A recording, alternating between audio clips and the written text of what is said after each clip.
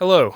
For those of you that have seen my videos in the past, welcome back. But for a lot of you, I'm going to say that this is the first video you have seen of mine. This video will basically serve as kind of a soft reboot for this entire channel, where I will be making different styled content.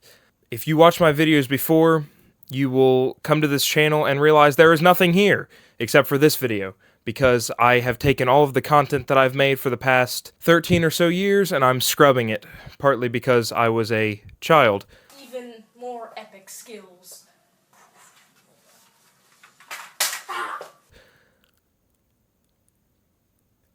Yeah, okay, yeah. This is basically just going to be the intro to the reboot of this channel. So, if you're watching this, thank you so much. I appreciate all the support. As I said, many of these videos are going to be totally different in style. A lot of them are going to be about different projects I just thought were cool, different movies I've watched, rankings, things like that. But today, the video is about Spider-Man, because I love the character and I want to show my love for the character and kind of what it means to me, which I assume the way I feel about Spider-Man is how a lot of you might feel about Spider-Man. So, like a lot of you, I was introduced to the character of Spider-Man at a very young age. See, in this photo, the one in the actual Spider-Man costume is me, and the one in the symbiote costume is my sister. And if you know anything about my sister, you will know that that suits her extremely well.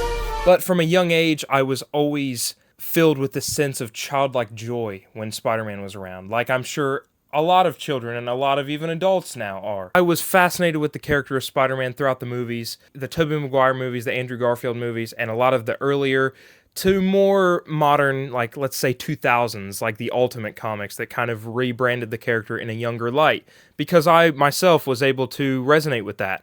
But I wasn't able to resonate with the character of Spider-Man as well as I was the Tom Holland version of Spider-Man.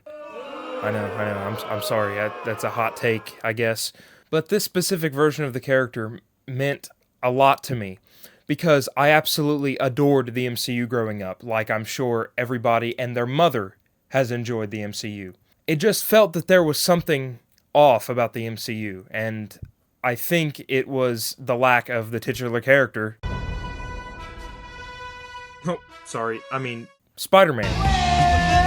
The MCU had the quips and had the witty dialogue, but it didn't have their character that is most synonymous with that style of writing. In 2016, I was about 12 years old, and the announcement for a new Spider-Man came out in the form of a trailer. I wasn't into the whole leak culture, and so I had no idea that Spider-Man was going to appear in the MCU until the Civil War trailer.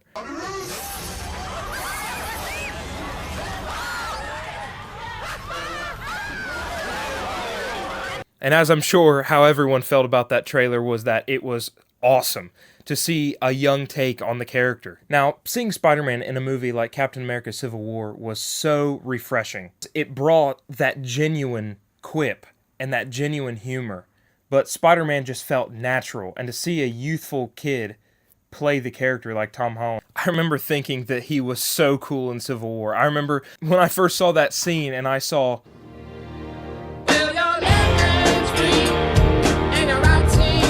I absolutely lost my mind. I was like grabbing my mom and I was screaming. I was like, "Mom, look!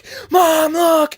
And she had no idea why the simple word Queens would make me react like that. But Civil War laid the groundwork. But seeing that end credit scene made me incredibly hopeful for what was to come next. And luckily, I didn't have to wait long, because just a year later, we get Let's go! As Spider-Man Homecoming came out, I felt as if I was able to take myself, who is now in 2017, 13, coming on 14, I was able to take myself and put myself into the shoes of the character, more so than I feel like Spider-Man has ever been able to do for me, because Spider-Man is traditionally an adult, and I'll get back on that later. That showed me what it would be like to be a young teenager in this wider MCU that everyone loved. But seeing this movie really did something for me. It was so fun, hopeful, and street level. Spider-Man Homecoming just jump-started my love for the character all over again. And his appearance in Infinity War and Endgame just cemented that even further for me. Hey man, what's up, Mr. Stark? The fact that he was able to play such a minor role in both of those movies, but yet, like I said again, my eyes were just glued on him the entire movie. Come on, Peter Tingle.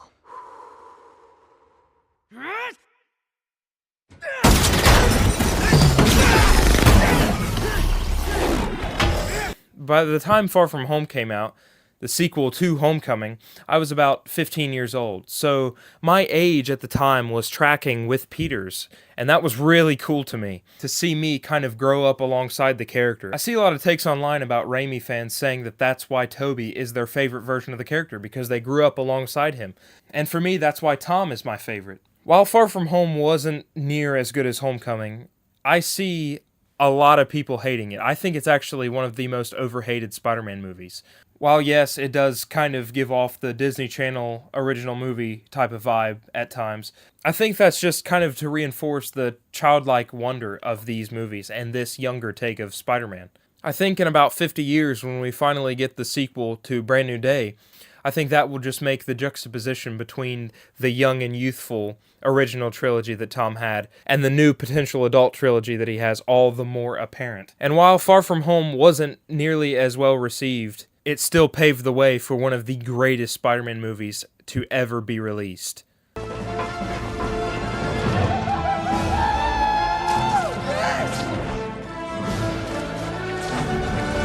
Spider-Man No Way Home was an absolute blast. I saw it with my girlfriend, now fiancé, and my best friend, and we were really able to relate to the chemistry that Peter, Ned, and MJ had.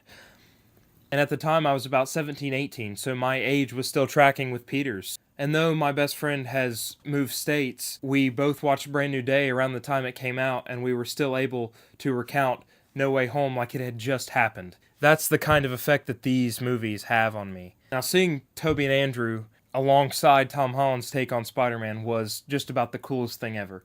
And while No Way Home is one of the greatest live-action Spider-Man movies to ever exist, it generated a problem amongst a lot of fans. It was the fact that we were removing ourselves from the street-level take of Spider-Man. And luckily, 5 years later, we were met with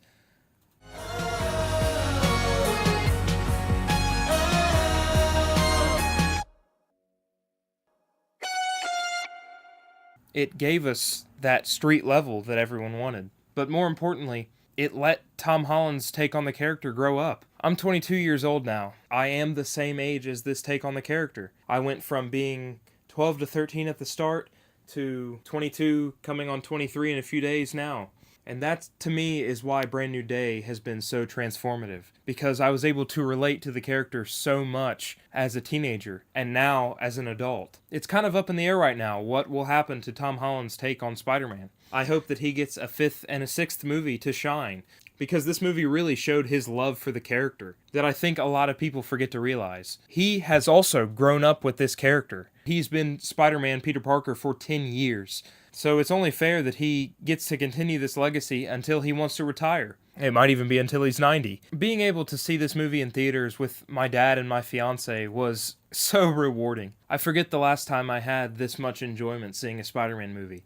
I think it has solidified itself as one of, if not the greatest live-action Spider-Man movie. To me, it has dethroned Homecoming, and it has dethroned Spider-Man 2. I'm sorry to say to a lot of Raimi fans, but I really think it has. And I think as more movies come out and as more time passes, people will share that sentiment. I've seen the movie twice in theaters now, and I plan to see it more times again. I'm going to try to make this video a quick one, but thank you so much for watching. It means the world to me if you watch this and like and subscribe. I've been leaving YouTube comments around for a lot of channels that talk about this take on Spider-Man because it genuinely means that much to me. I couldn't put this entire story into one comment. I needed to make a YouTube video about it, which then made me want to create even more. So, if this is your first video of mine, thank you so much for watching. As I said, like and subscribe. If you share the same sentiment about this character, or as the Spider-Man character in general, please drop a comment below, and thank you so much for watching.